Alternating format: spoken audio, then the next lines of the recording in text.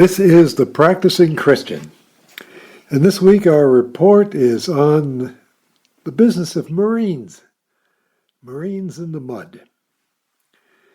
How dreadful we often are in maintaining a high standard of quality control, character, and usefulness, or effectiveness, once we've established ourselves in any enterprise, private, civil, religious, or familial. General Motors, now well into its mature years, Chinese municipal governments,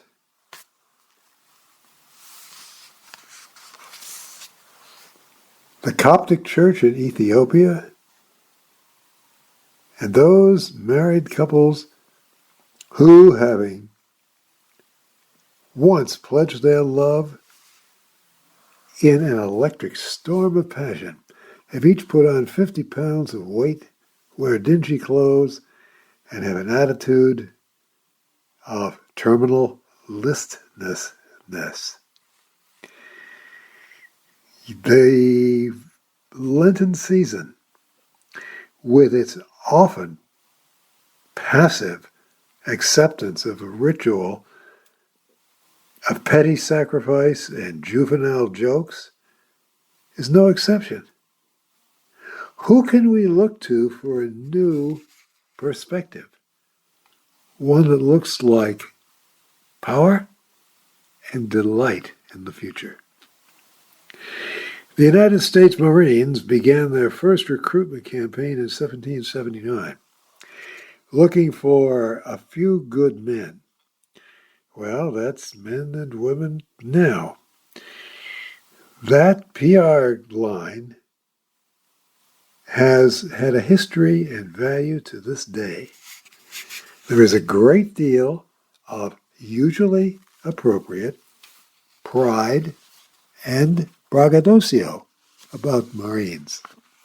They also tend to be there first and last, and to initiate innovative programs.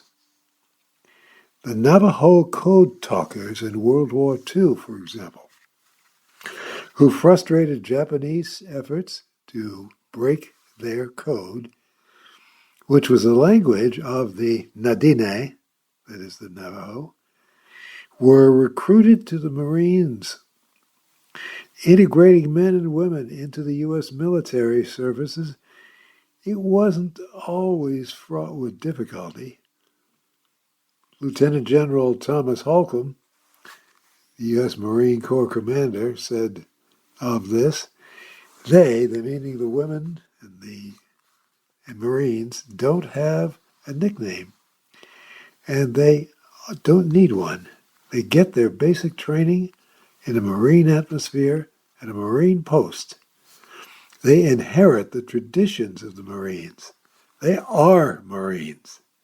Now, that was said by him back in 1943. In the Navy, when abandoned ship is ordered, the last person to leave the vessel before the captain is his Marine orderly.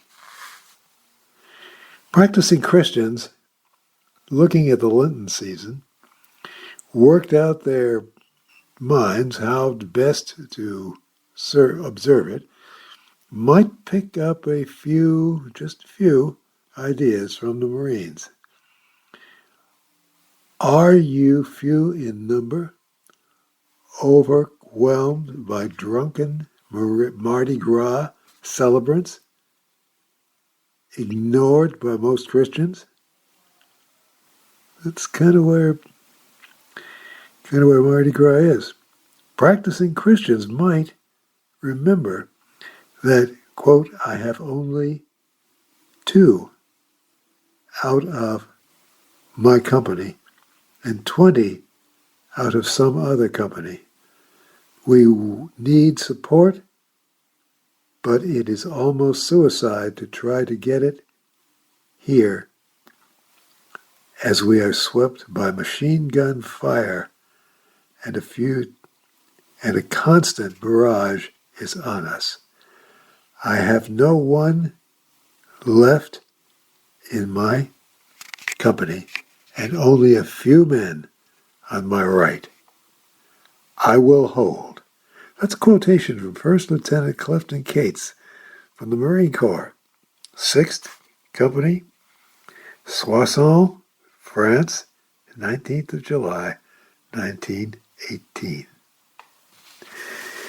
Well, if he could hold on then, maybe Christians can hold on to the abysmal way in which most other people observe Mardi Gras or other religious Christian holidays. Do you fear that opening yourself to the world's values might leave you rather less of a man than what Christ would want you to be? Don't presume that Marines always want to fight, no matter what it's about. Colonel David M. Shoup, U.S. Marine Corps, in the fierce and bloody battle for Tarawa in World War II, sent a message back to headquarters on 21 November 1943. Quote, casualties many, percentage of dead not known, combat efficiency, we are winning.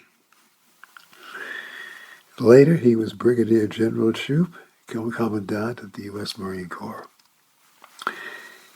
He then ran in the Republican primary as a candidate for president on a platform of getting out of the then quite new war in Vietnam, which he did not see as being a war in the interest of the American government, the American people, nor their government. Straight ahead. Practicing Christians know how to risk their world and their obligations to God and to humanity. Lent is a good time for resorting priorities.